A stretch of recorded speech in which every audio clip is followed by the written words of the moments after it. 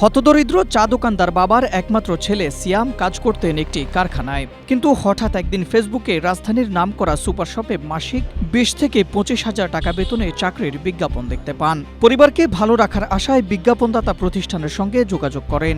এরপরেই তার সঙ্গে শুরু হয় এক ভয়ঙ্কর প্রতারণার খেলা।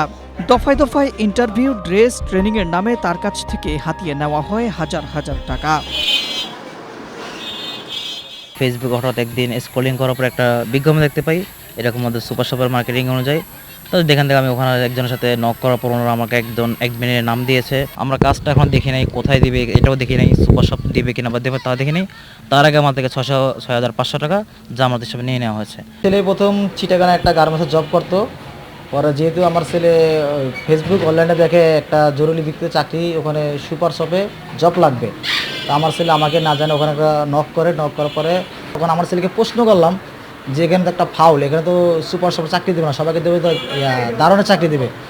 তবে এমন প্রতারণার শিকার শুধু সিয়াম একাই নন। জানা যায় ড্রাগনশিল সিকিউরিটি সলিউশন লিমিটেড নামের ওই বিজ্ঞাপনদাতা প্রতিষ্ঠানের ফাঁদে পা দিয়ে প্রতারিত হয়েছেন আরও কয়েকজন তরুণ তরুণী। একসময় চাকরির প্রশিক্ষণের কথা বলে তাদেরকে পাঠানো হয় রয়্যাল টাইগার সিকিউরিটি সার্ভিস নামের আরেকটি প্রতিষ্ঠানে।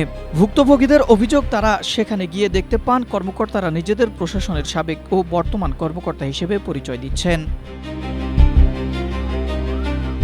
প্রতারণার বিষয়টি বুঝতে পেরে তারা কেউ কেউ চাকরি না করার সিদ্ধান্ত নিলে জামানতের টাকা ফেরত দেওয়া হয় না, উল্টো বিভিন্নভাবে ভয়ভীতি ও হুমকি দেওয়া হয়।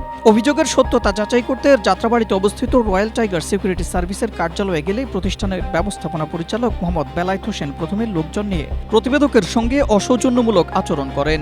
আমাদের এখানে যারা চাকরি করতে আসে, এক কথায় তারা আসে সিকিউরিটি গার্ড এবং সিকিউরিটি সুপারভাইজার, সহকারী সুপারভাইজার, ঠিক আছে, এনারা আসে আমাদের এখানে চাকরি করার জন্য।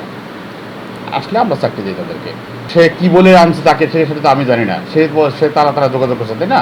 এখানে তো আমার কোনো ইয়ে নেই, তারা কি বলছে সেটা সে জানে। আমার এখানে যারা আসে তারা সিকিউরিটি গার্ড এবং সিকিউরিটি সহকারী সুপারভাইজার হিসেবে আসে। এদিকে ড্রাগনশিল সিকিউরিটি সলিউশন লিমিটেডের জেনারেল ম্যানেজার সাইফের সঙ্গে মুঠোফোনে যোগাযোগ করা হলে তিনি অভিযোগ স্বীকার করেন এবং বিষয়টি সমাধানের আশ্বাস দেন। এ বিষয়ে ঢাকা জেলা ডিবি দক্ষিণের ভারপ্রাপ্ত কর্মকর্তা মোহাম্মদ রেজাউল করিম জানান, অপরাধীদের বিষয়ে তাদের কাছে কোনো অভিযোগ আসেনি। অভিযোগ এলে বিষয়টি খতিয়ে দেখবেন তারা। যদিও আমাদের কাছে অভিযোগ আসেনি, আসলে আমরা আইনগত ব্যবস্থা নেব। তারপর আমি অভিভাবকদের উদ্দেশ্যে বলতে চাই যে তাদের সতর্ক হতে হবে যে অনলাইন বিভিন্ন চাকরির নামে বা বিভিন্ন পণ্য ক্রয় বিক্রয়ের নামে প্রতারণা হচ্ছে। সেই পাশাপাশি এগুলো থেকে সাবধান থাকতে হবে যাতে তারা প্রতারণার শিকার না হয়। সংশ্লিষ্টরা বলছেন, ফেসবুকের এসব চটকদার বিজ্ঞাপন দেখেই তাদের ফাঁদে পা যেন না দেয় সে বিষয়ে সবাইকে সতর্ক থাকা উচিত। Desk report, Asia post.